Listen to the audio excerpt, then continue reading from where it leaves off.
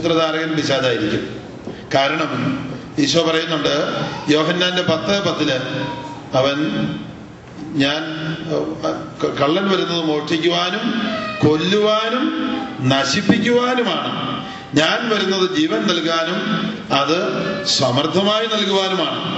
സമർത്ഥമായി നൽകുന്ന ജീവനാണ് പരിശുദ്ധാത്മാവിലുള്ള ജീവിതം. Price the Lord. എന്നാൽ കള്ളൻ വരുന്നത് മോഷ്ടിക്കുവാനും കൊല്ലുവാനും നശിപ്പിക്കുവാനുമാണ്. അയർലൻഡില് ധ്യാനിപ്പിക്കുന്ന അവസരത്തില് ഇംഗ്ലീഷുകാർക്ക് വേണ്ടിയുള്ള ധ്യാനം നടത്താനായിട്ടാണ് ഞങ്ങൾ ക്ഷണിക്കപ്പെട്ടത്. അപ്പൊ 6 ദിവസത്തെ ധ്യാനം കൊടുത്തു. നടുവില് ഒരു ദിവസം ഫ്രീ ആയിട്ടിട്ടു. അപ്പോ അവിടെയുള്ള സീറോ മലബാർ അച്ഛന്മാരിത് കേട്ട് ആൾക്കാർ പറഞ്ഞ് ഞങ്ങളുടെ അടുത്ത് വന്നു ആവശ്യപ്പെട്ടു, മലയാളികൾക്ക് വേണ്ടി ഒരു ദിവസം വെക്കണം. അപ്പൊ ഞങ്ങൾ പറഞ്ഞു നടുക്ക് ഒരു ദിവസം കിടപ്പുണ്ട് വെറുതെ, അത് തരാം. അവർ 1500 പേരെ ഒരുമിച്ച് കൂട്ടി മലയാളികള്.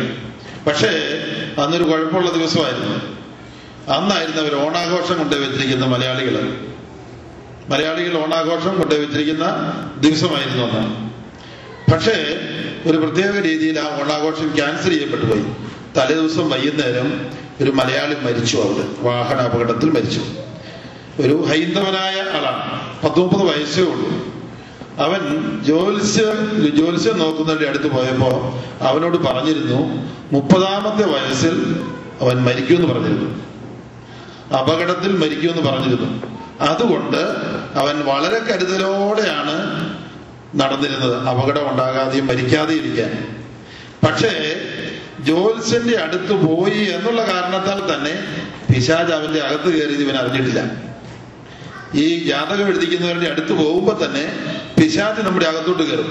എന്നിട്ട് പിശാച് പറഞ്ഞ പ്രവചനമായിരുന്നു 30ാമത്തെ വയസ്സിൽ നീ മരിക്കുന്നുള്ളത്.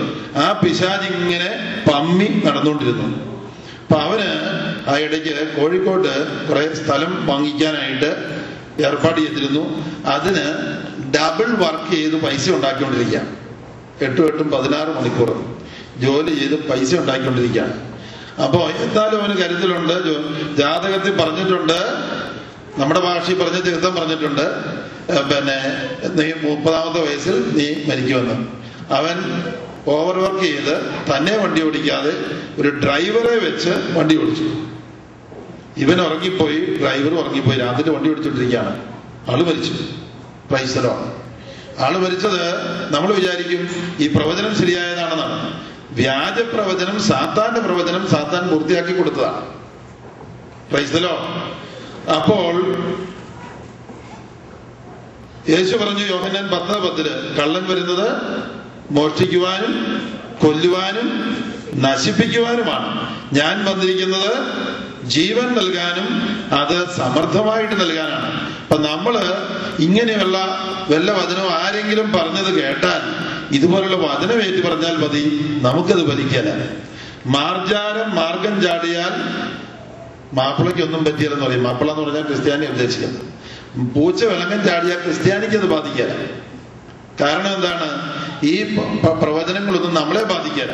കാരണം രാജാക്കന്മാരുടെ രാജാവായ, കർത്താക്കന്മാരുടെ കർത്താവായ, നാഥന്മാരുടെ നാഥനായ, ആദിയും അന്തവുമായ ദൈവം നമ്മുടെ കൂടെ ഉണ്ടെങ്കിൽ ഇതുപോലെയുള്ള വിനാശകരമായ പ്രവചനം പൂർത്തിയാവുകയില്ല.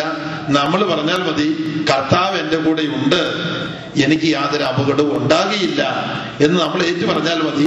പൈശാചിക ശക്തി വിട്ടുപോകും. Price the Lord. വലതുകരം ഉയർത്തി ഹല്ലേലൂയ. യേശുവേ നന്ദി, ഹല്ലേലൂയ. യേശുവേ സ്തോത്രം, യേശുവേ നന്ദി, യേശുവേ സ്തോത്രം, യേശുവേ നന്ദി. അതുകൊണ്ട് നമ്മള് തമാശനാണെങ്കിലും കൈ നോക്കിക്കുന്നവരുണ്ടെങ്കിൽ സൂക്ഷിച്ചു കളിച്ചോണം. ഇത് സാത്താന്റെ കളിയാണ്. നമ്മുടെ ഭാവി നിശ്ചയിക്കുന്നത് കൈരേഖയല്ല, നമ്മുടെ ഭാവി നിശ്ചയിക്കുന്നത് കൂടോത്രക്കാരല്ല, നമ്മുടെ ഭാവി നിശ്ചയിക്കുന്നത് മന്ത്രവാദികളല്ല, അത്യുന്നതനായ ദൈവമാണുള്ളത്. ആ ദൈവമാണ് നമ്മുടെ ഭാവി നിശ്ചയിക്കുന്നത്. ദൈവത്തോട് മറുതലിക്കാൻ ഒരു പിശാചിനും ശക്തിയില്ല. ഉണ്ടോ? ഇവിടെ മുഴുവൻ കട്ട പിടിച്ച ഇരുട്ടാണെന്ന് കരുതുക. കരിങ്കറപ്പുള്ള ഇരുട്ട്. ഒരു ചെറിയ തിരി കത്തിച്ചാൽ എന്ത് സംഭവിക്കും? ആ ഇരുട്ടെല്ലാം പോയി മറിയും എന്ന് പറഞ്ഞതുപോലെയാണ് അന്ധകാര ശക്തികളോ പൈശാചിക ശക്തികളോ എന്തു തന്നെയാണെങ്കിലും യേശുവിന്റെ നാമത്തിന്റെ മുമ്പിലും യേശുവിന്റെ വചനത്തിന് മുമ്പിലും അത് അപ്രത്യക്ഷമാകും. Price the Lord. ഹല്ലേലൂയ. ഒന്ന് വലതുകരം ഉയർത്തിക്കേ. ഹല്ലേലൂയ. യേശുവേ നന്ദി, യേശുവേ സ്തോത്രം, യേശുവേ നന്ദി, യേശുവേ നന്ദി, യേശുവേ സ്തോത്രം. യേശു ആരാണ്? യേശു അരുളി ചെയ്തു, ഞാൻ ആദിയും അന്തവുമാകുന്നു, മരിച്ചവനെങ്കിലും ജീവിച്ചിരിക്കുന്നവനാകുന്നു. വെളിപാടിന്റെ പുസ്തകം ബൈബിളിലെ ഏറ്റവും അവസാനത്തെ പുസ്തകമാണ് വെളിപാടിന്റെ പുസ്തകം. വെളിപാടിന്റെ പുസ്തകത്തില് 1:17-18 പറയുന്നു, യേശു അരുളി ചെയ്യുകയാണ്, ഞാൻ ആദിയും അന്തവുമാകുന്നു, മരിച്ചവനെങ്കിലും ജീവിച്ചിരിക്കുന്നവനാകുന്നു. ഒന്ന് പറഞ്ഞേ, വെളിപാട്. എന്നോർക്കെ പറഞ്ഞേ, 1:17-18. ഒരു മൈക്ക് കൈപ്പിടിച്ച ആരെങ്കിലും നേരിട്ട് പറഞ്ഞു? മൈക്കൊന്ന് കൈപ്പിടിച്ച ഒരാൾ നേരിട്ട് പറഞ്ഞു. വെളിപാട് 1:17-18 പറഞ്ഞേ. ഞാൻ ആദിയും അന്തവുമാകുന്നു, മരിച്ചവനെങ്കിലും ജീവിച്ചിരിക്കുന്നവനുമാകുന്നു. കൈയടിച്ച് കർത്താവിന് നന്ദി പറയുക.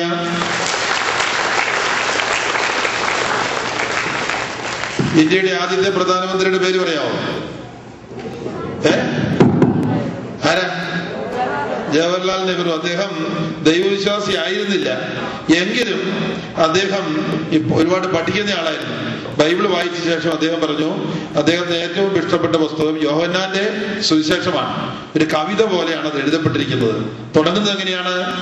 ആദിയിൽ വചനമുണ്ടായിരുന്നു, വചനം ദൈവത്തോടു കൂടിയായിരുന്നു, വചനം ദൈവമായിരുന്നു. ഉണ്ടാക്കപ്പെട്ടിട്ടുള്ളവയെല്ലാം ഈ വചനം വഴിയാണ്. സമസ്തവും അവനിലൂടെ ഉണ്ടായി. വചനമായ ദൈവമാണ് യേശു. സമസ്തവും അവനിലൂടെ ഉണ്ടായി. പിതാവായ ദൈവം ലോകം മുഴുവനെയും സൃഷ്ടിച്ചത് ആരിലൂടെയാണ്? യേശുവിലൂടെയാണ്, വചനത്തിലൂടെയാണ്. Praise the Lord. ആ വചനം മാംസമായി നമ്മുടെ ഇടയിൽ വസിച്ചു. യോഹന്നാന്റെ സുവിശേഷം 1:14. എല്ലാവരും പറഞ്ഞേ, യോഹന്നാൻ 1:14.